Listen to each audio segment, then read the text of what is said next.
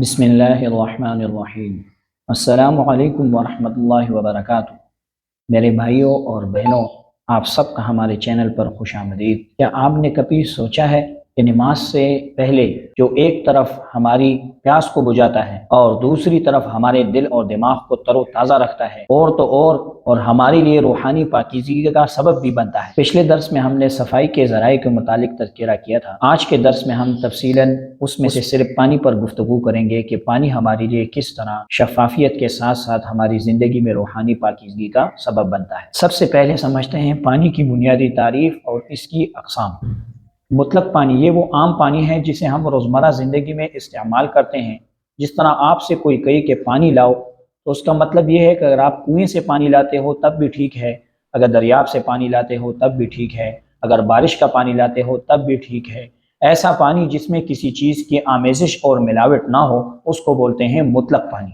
دوسرے نمبر پہ مقید پانی۔ مقید پانی اس کو بولتے ہیں جو خالص پانی نہ ہو بلکہ اس میں کسی چیز کی ملاوٹ یا آمیزش ہو۔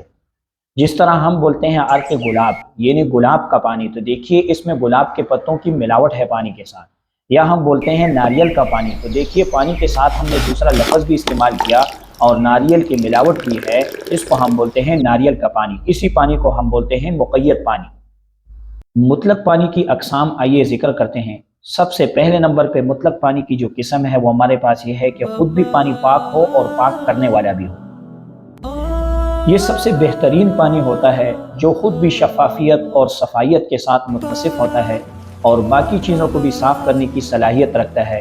یہ پانی ہمیں بارش کی شکل میں بھی مل سکتا ہے، دریاؤں سے بھی ہم اس کو لا سکتے ہیں، سمندروں سے بھی یہ پانی ہمیں مل سکتا ہے، برف کو پگھلا کر بھی یہ پانی ہمیں مل سکتا ہے، مگر یہ پانی خود بھی صاف ہوتا ہے اور دوسری چیزوں کو بھی صاف کرنے کی صلاحیت رکھتا ہے۔ دوسرے نمبر پہ مطلق پانی کی وہ قسم ہے جو خود بھی پاک ہو اور پاک کرنے والا بھی ہو مگر مکروہ ہو۔ یہ بھی عام پانی کی طرح ہوتا ہے مگر اس میں تھوڑی بہت ملاوٹ اس طریقے سے ہوتی ہے، خود تو پاک ہوتا ہے، پاک کرنے والا بھی ہوتا ہے، مگر اگر آپ کے پاس ٹھنڈا پانی یعنی نارمل پانی موجود ہے اور دوسری طرف آگ کی تپش سے یا سورج کی گرمی سے گرم کیا ہوا پانی موجود ہے تو اس حالت میں اگر آپ دھوپ سے گرم کیا ہوا پانی دیکھیں گے تو وہ پاک ہے، پاک بھی کرے گا، لیکن اس کو استعمال کرنا ٹھنڈے کے مقابلے میں آپ کے لیے مکروہ اور ناپسندیدہ ہے۔ یا ایسا ہی آپ کے پاس ایک اور پانی ہے جس میں تھوڑا سا پانی ہے اور اس میں کسی کا تھوک گر جائے یا ناک کی رینٹ وغیرہ گر جائے، ابھی ایسا پانی پاک تو ہے، پاک کرنے والا بھی ہے مگر ناپسندیدہ ہے۔ مگر خیال رہے اگر آپ کے پاس اس کے مقابل میں کوئی اور پانی نہیں ہے تو یہ پانی آپ کے لیے استعمال کرنا پھر ناپسندیدہ نہیں ہے، یہ اس حالت میں ناپسندیدہ ہے جب آپ کے پاس دوسرا پانی موجود ہو اور آپ اس پانی کو استعمال کریں۔